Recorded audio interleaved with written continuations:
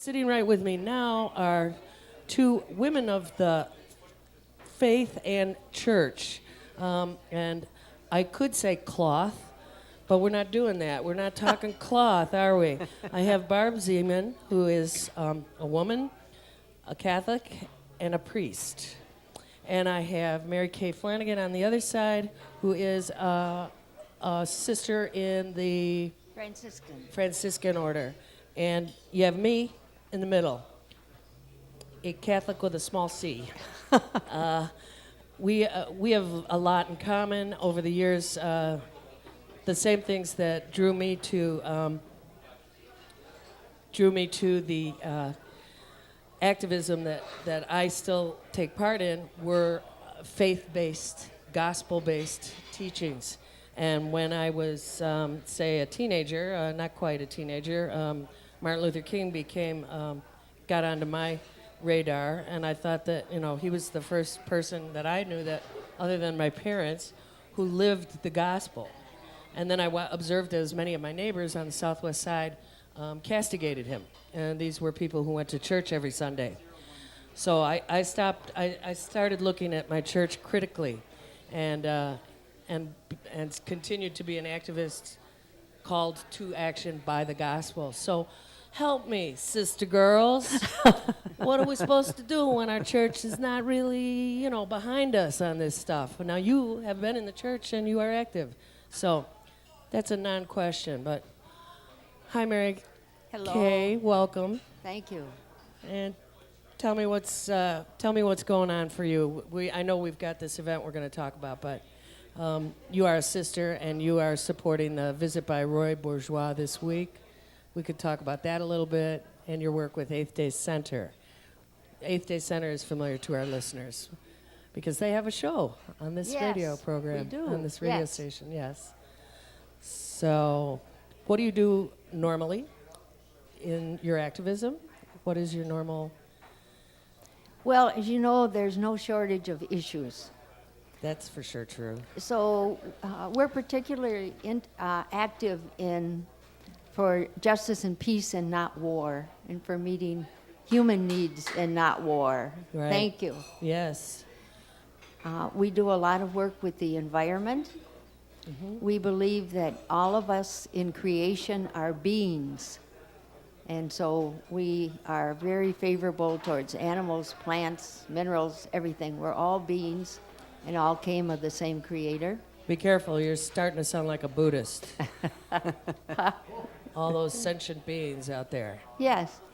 And so we do a lot with women's rights in church and society. Right. And of course, there's the whole of Central and South America.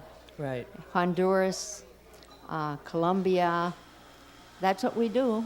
Right. And Honduras, it's interesting, now we use the country of Honduras, which of course was the base of operations for a lot of U.S. activity, illegal, by the way, U.S. activity into, El Salvador, Nicaragua, over the course of the last 20 years. And we created in Honduras a place that would allow for what happened this summer to happen. Yes, we did. And that would be the coup, quote-unquote coup. We could talk more about that. Actually, that moves into the area of work that Jerry and I were going to talk about. But what's coming up this week, and part of the reason that our friend in common, Bob, told me we should try and have you up here is this event Tuesday. You want to talk about that a little bit? We'll get further afield, but I'm just trying to guide. Yes. I think I can talk more about Roy Bourgeois than this specific event. I think Barb can speak a little better about that specific event. Okay. But through School of the Americas Watch, we've known Roy for many years. I've personally been involved for 14 years. And he's a man who follows his conscience. Yes. He's a great discerner, follows his calls, and he is committed to the end. He goes great lengths, and this all comes out of his experience in Central America. He really thought he would be a geologist when he was in school. He loved the idea of going all over the world as a geologist. And instead, he ended up in the Vietnam War and met a priest there who had an orphanage. And I think that that was part of his path to priesthood. Right. I remember that story. Is that orphanage still? Is he still working with that fellow? I don't know. I don't know Okay. that. Okay. All right. And sorry, let me just move on over to Barbara Zeman. Barbara. So you know Roy, and you know what he's talking about this week is pretty upfront and personal to you, which is support for women in ordination, right?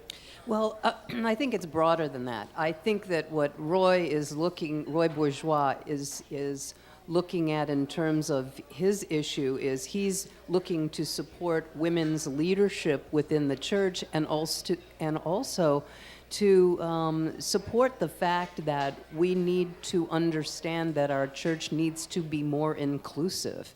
Right now, we are excluding people, and that is definitely an issue as far as he sees it, as far as I see it, and as far as most social justice people see it.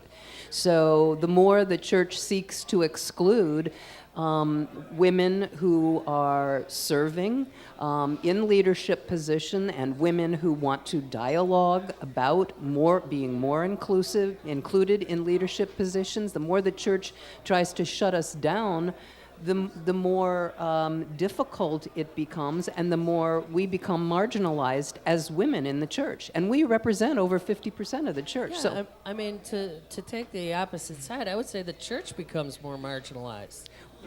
well, that is, it depends on Where you're looking.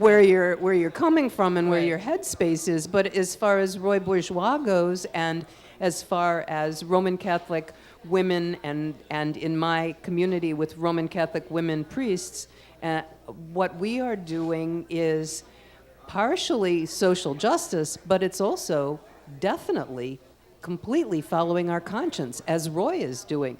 Roy sees that, the conscience cannot be contained. The conscience cannot be questioned. And even Pope Benedict XVI, a long time ago, made a statement that we must follow our conscience, as did people like St. Thomas, St. Augustine. The conscience is the law within our heart. And as we follow our conscience, if we have a call to leadership or to the priesthood, that is something that no one has the right to say, this is not the truth.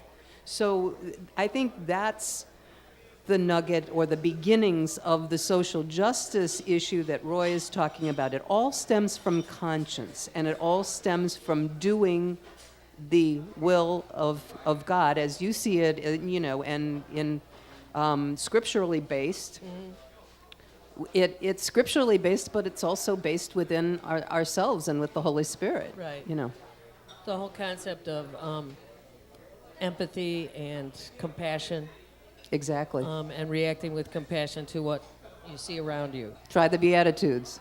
Right, the Beatitudes, which is what Eighth Day Center. And are you Maryknoll? No, Franciscan. Franciscan. Franciscan. Maryknoll.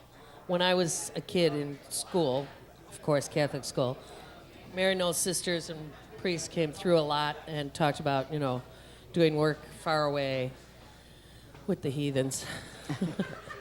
I know, it struck a chord in me. I thought that would be the way to go, It was also a feminist concept to me.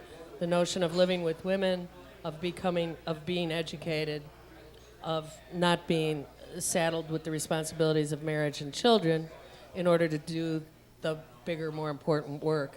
And of course, I'm talking the 50s and early 60s, but it was literally, as I looked at it later, looking at what are my options. And it was the only option to, if you didn't choose to get married and have children, what was going to define who you were as an active participant in society. And for me, it did start with the church and the church teachings on compassion and love and mercy and all that good stuff. And, at that point in time, women didn't have a lot of options as far as I was looking at it as a 12 or 13-year-old. Of course, that's changed. However, we still have a church who, they opened up an investigation into the shenanigans that are going on in convents all over. As a Catholic with a small c, unlike you two, I As a quote around shenanigans. shenanigans in the nunnery. I mean, it just made me both want to laugh and cry at the same time. I'm going, you guys are checking out the only source of continual support for the church and teaching and all the good stuff that has existed my whole life. Now you're going to go after the nuns? I mean, you haven't even completely gone after the priests. But, all right. Well, that's I'm beside getting the point. Going after the priest is another story, and the pedophiliacs, but that's another. Yeah, there you discussion. go. Well, I don't know where we are in this interview now. I've just taken us far afield.